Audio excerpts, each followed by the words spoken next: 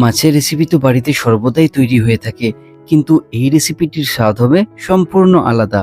আজকে আমরা তৈরি করব রুই মাছের কারি, আর এর স্বাদ হবে একদম পারফেক্ট। তাহলে চলুন শুরু করা যাক। সর্বপ্রথম এখানে 800 গ্রামের মতো আমি মাছ নিয়েছি। এই মাছগুলোকে ভালোভাবে ক্লিন করে নিয়ে আর এটিকে ম্যারিনেট করতে হবে। তার জন্য অবশ্যই অ্যাড করতে হবে লবণ, হলুদ গুঁড়ো পাউডার এবং কিছুটা পরিমাণ কাশ্মীরি লঙ্কা গুঁড়ো পাউডার। এরপরে কিছুটা পরিমাণ অয়েল অ্যাড করে নিয়ে বেশ সুন্দরভাবে এই মাছগুলিকে ম্যারিনেট করে নিয়ে 10 মিনিট যাবৎ ঢাকনা চাপা দিয়ে রেখে দিতে হবে।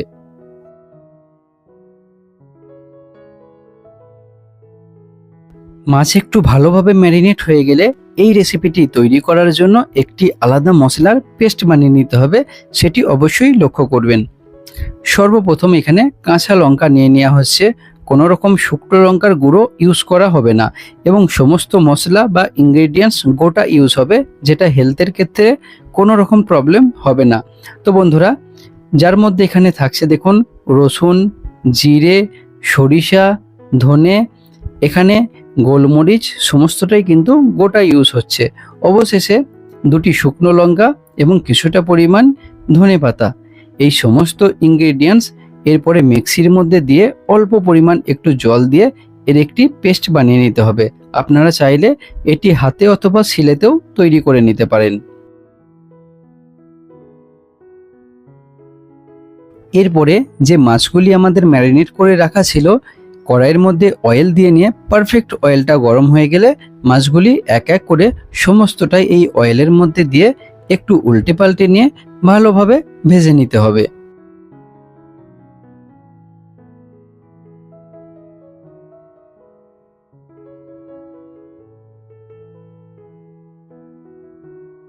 মাছের এক সাইড একটু ভালোভাবে ভাজা হয়ে গেলে এরপর অপর দিকটা অতি সাবধানে আলতোভাবে উল্টে নিয়ে ভেজে নিতে হবে। অবশ্যই লক্ষ্য রাখবেন যাতে মাছগুলি ভেঙে না যায়। আমাদের মাছ কিন্তু এখানে ভালোভাবে ভাজা হয়ে গেছে। এরপরে এক এক করে সমস্ত মাছগুলিকে তুলে নিতে হবে।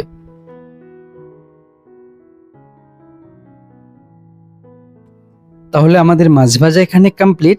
এরপরে যে অবশিষ্ট অয়েলটি বেঁচে আছে তাতেই কিন্তু এই রেসিপিটি তৈরি হয়ে যাবে।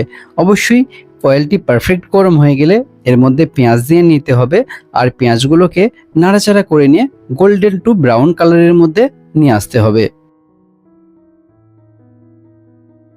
তাহলে আমাদের পেঁয়াজের কালার পরিবর্তন হয়ে গোল্ডেন টু ব্রাউন কালারের মধ্যে চলে এসছে।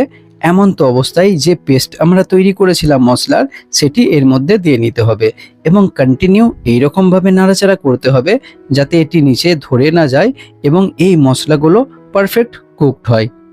এর মধ্যে এরপর দিয়ে নিতে হবে 1 চা চামচ পরিমাণ হলুদ গুঁড়ো পাউডার এবং রঙের জন্য কাশ্মীরি লঙ্কা গুঁড়ো পাউডার। তো বন্ধুরা, দেওয়া হয়ে গেলে কিন্তু কন্টিনিউ নাড়াচাড়া করতেই থাকবেন। এরপর এর মধ্যে ইউজ করব স্বাদ অনুসারে লবণ। একটা জিনিস আপনারা লক্ষ্য করছেন, যত নাড়াচাড়া করা হচ্ছে তত কিন্তু এই মশলাটা ধীরে ধীরে গাঢ় ভাব একটা আসতে চালু হয়েছে। এর মধ্যে এরপর টমেটো অ্যাড করে নেব।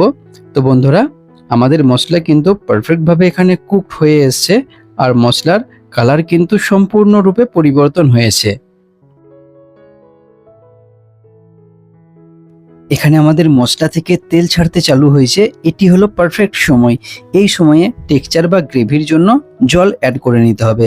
তাহলে বন্ধুরা, আপনাদের যেমন গ্রেভি হবে সেই অনুসার আপনি এখানে জল অবশ্যই অ্যাড করে নেবেন।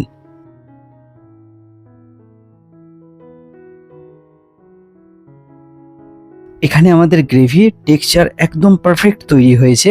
এরপরে এটি পারফেক্টভাবে একটু ফুটে গেলে এমন তো অবস্থায় এই যে মাছগুলো আমাদের ভাজা ছিল, এক এক করে সমস্ত মাছ এর মধ্যে অ্যাড করে নিতে হবে।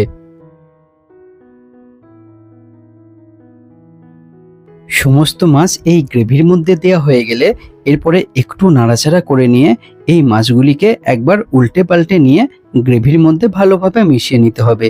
এতে এই যে মাছের টেস্ট সম্পূর্ণ গ্রেভির মধ্যে যাবে আর এই গ্রেভি বা মাছ রেসিপি খেতে একদম পারফেক্ট হবে।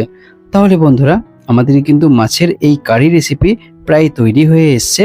অবশেষে এখানে অ্যাড করতে হবে কিছুটা পরিমাণ ধনেপাতা, এবং ধনেপাতা দেওয়া হয়ে গেলে 1 থেকে 2 মিনিট এটিকে লো ফ্লেমে ঢাকনা চাপা দিয়ে রেখে দিতে হবে।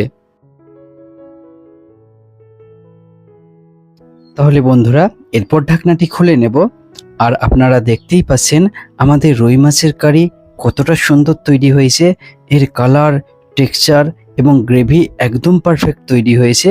আর এই রেসিপিটি খেতে হবে অত্যন্ত টেস্টফুল।